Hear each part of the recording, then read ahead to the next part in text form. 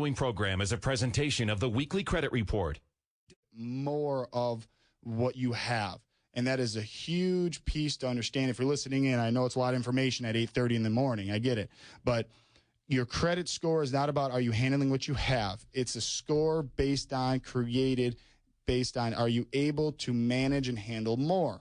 So 35% of it is, look, if I feel comfortable giving you more today, I'm going to really judge you on how are you paying your past loans.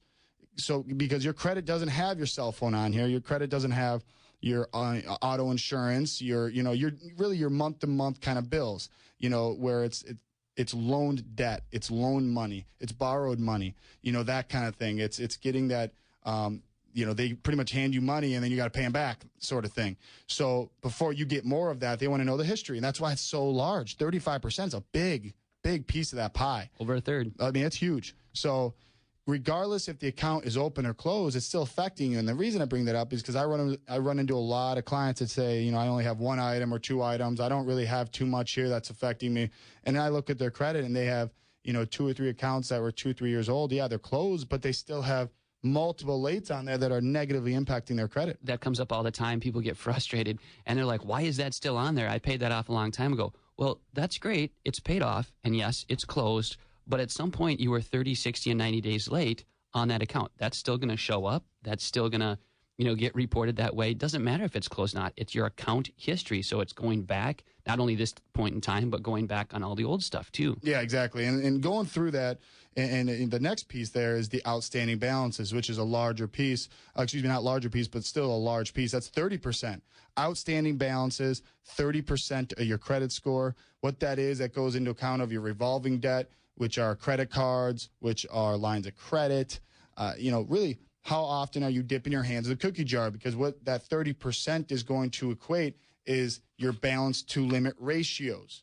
All right, how often or how much debt are you using, or how much of your credit are you spending when and if you want more? Again, remember, your score is a reflection of right then and there. It's a snapshot, and it's, are you using too much? Are you spending too much? And the thing is that's a very relative term. It's a very broad thing I'm saying, because people tend to look at their credit and look at their limits based on the number of, what I'm trying to get at is they look at their $300 credit card. They look at the $400 credit card. They're like, well, it's not that big of a deal. It's $400. I'll pay that off next week. The thing is, the bureau system and the FICO system, I should say, doesn't judge you based on the size of the card. They judge you based on the management of any given account, because they look at it very simple. If you can't manage this, what makes us think you can manage more? Is as simple as that. If you can't manage what you got, why would I give you more of anything? Exactly. And it's not them, but it's the judgment of that to give the bank, the testament of yes or no, pretty much. It's, they can borrow more, you can't, right? So right there, I want to stop, because the collection piece is a huge piece for people, and it's one of the largest gray area misconception pieces out there in understanding that collections, the reason a collection hurts your credit isn't so much the word collection. Now, it does when it comes to underwriters and banks, but when I'm talking strictly on your score and the math behind your score, the reason a collection hurts you is because what it does, it messes with your balance to limit ratio. And let me give you an example. If you have one credit card and your limit's $1,000 and your balance right now is at $500, really simple math, you're at 50% balance to limit ratio, which actually isn't that good. It's not great, but it's not bad. It's not good either, I would say, if you're trying to get more money, okay? If you have a collection out there for $500, let's say it's an old medical bill, you got a ride in the hospital in an ambulance, and you thought, your insurance was going to pick it up, and it didn't, right? That $500, what that's going to do is that's not open. A collection account is not open.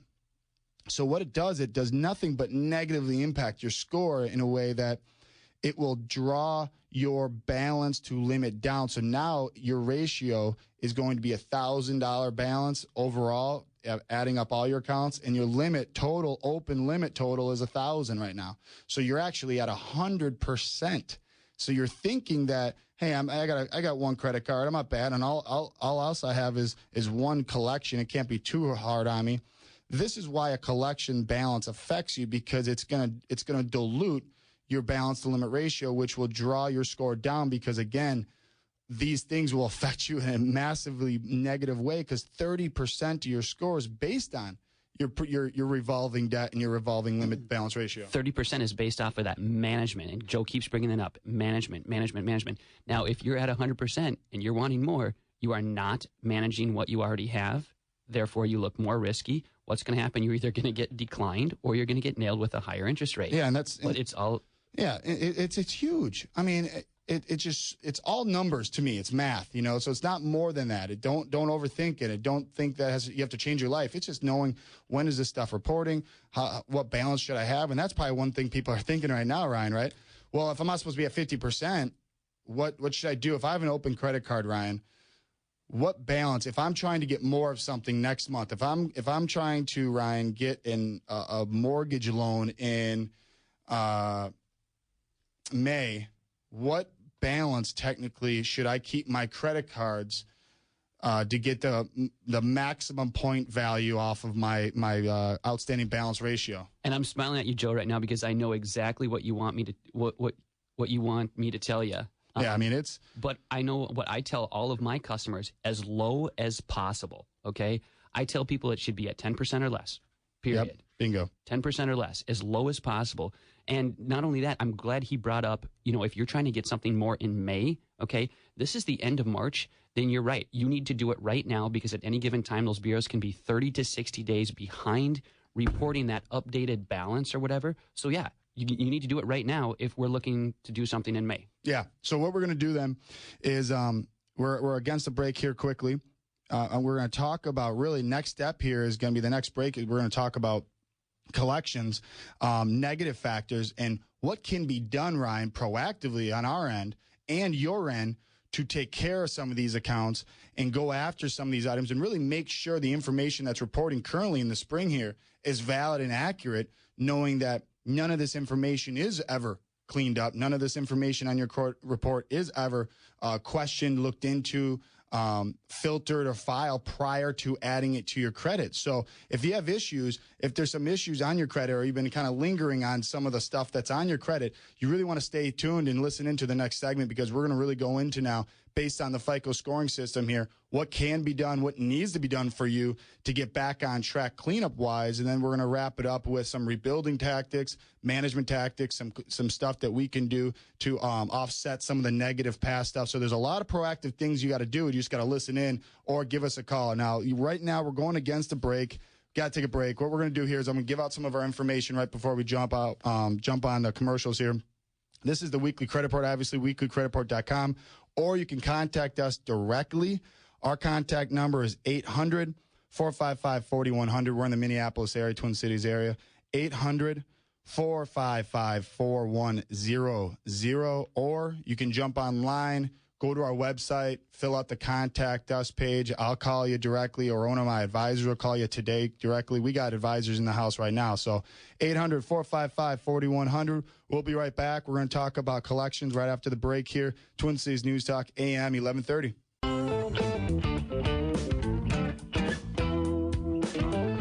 Welcome back. You're listening to the Twin Cities News Talk, AM 1130. This is the weekly credit report. I am your host, Joe McGlynn, president of United Credit Consultants. In studio here with me this morning, I have Ryan Boyd, one of the senior credit advisors with United Credit Consultants. We're taking your calls this morning. Phone lines are open. Give us a call. Anything that had related to credit, credit repair, restoration, credit rehab, positive credit questions, what can be done based on having good question or good credit. Give us a call. Love to hear from you.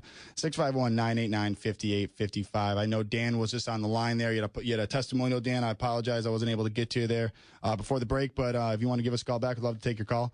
And this segment here obviously is brought to you by United Credit Consultants, Minnesota's largest, most preferred credit repair restoration company, is proudly endorsed by Glenn Beck himself. We are your weekly and monthly, obviously, source when it comes to credit repair, credit topics, credit education.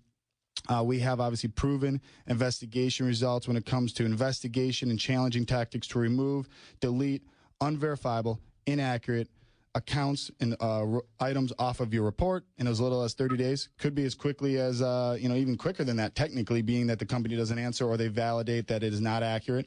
If you really have, honestly, any collections, late payments, public records, tax liens, judgments, late pays, you're going through a bankruptcy, you've had a foreclosure, short sale, anything that's really negatively impacting your credit, we're here to help you. We can help you, guide you when it comes to investigation, guide you when it comes to rebuilding tactics, to obviously enhance and really proactively speed up your credit recovery as fast as possible. You have any harassing collection calls, obviously we're here to help. So free education booklets, free rebuilding tools, so much more. Contact Speak, one of our trained advisors today, 800-455-4100, 800-455-4100. That is United Credit Consultants with an S.com.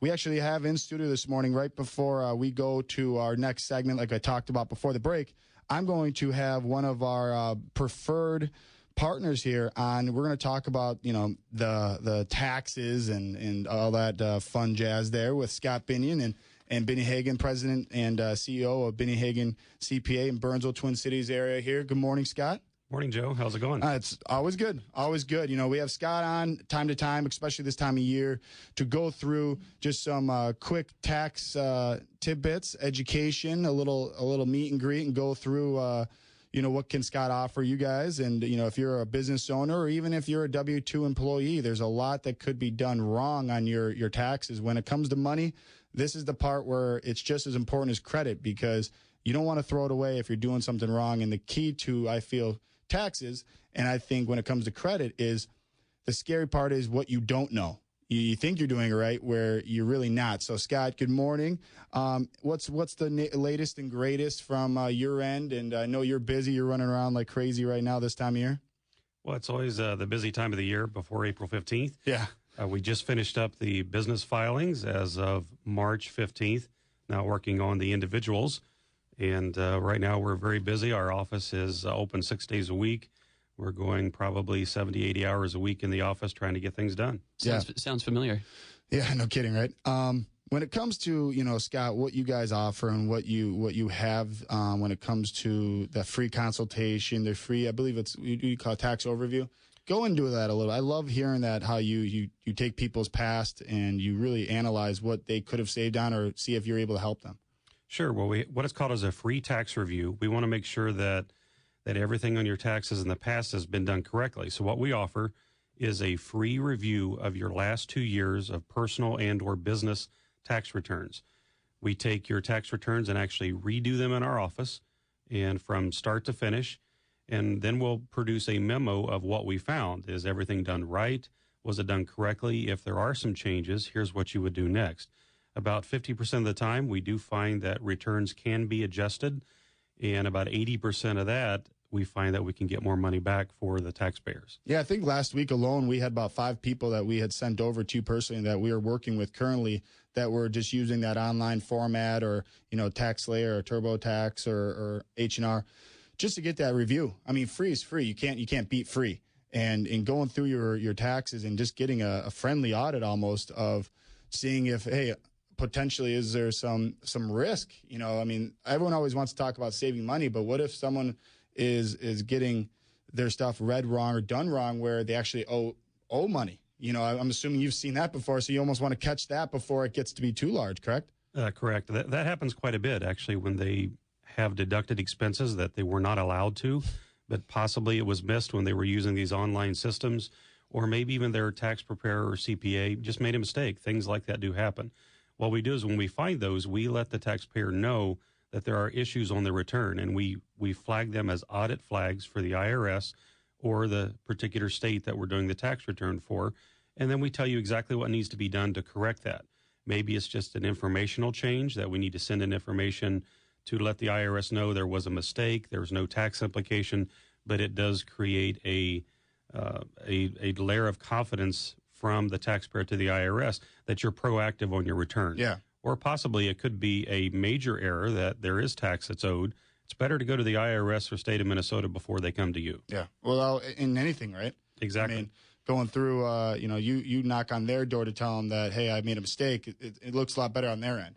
especially if you own your own business, and you know, anyone that owns their own business is thinking that they're not going anywhere anytime soon. So it's like, you better fix it now before it gets worse, or it doubles up, or it's a snowball effect. So hearing that, I guess the reason I bring that up is because everyone always talks about save more money, and sometimes it is a misdirectional way of saving money, because you're not going to get hit with all those penalties and late fees and things like that from the biggest collection company in America, which is the IRS. Going through that, Scott, business and personal, I know you guys over there offer obviously so much more. And the reason I know all this stuff is because I personally, Joe McGlynn, and our company, my company, United Credit Consultants, we personally work with Scott here, with both sides, personal and business. And I know you guys offer more than just tax and accounting and CPA work, right? Yeah, we have a traditional CPA firm which offers accounting, bookkeeping, tax, but we also offer more than that. We do a lot of advisory services for clients, whether they're looking to sell a business, buy a business, whether they're looking to open new locations, whether they need a business plan written to raise financing. We do a lot of variety of things, especially in the area of advice. We want to make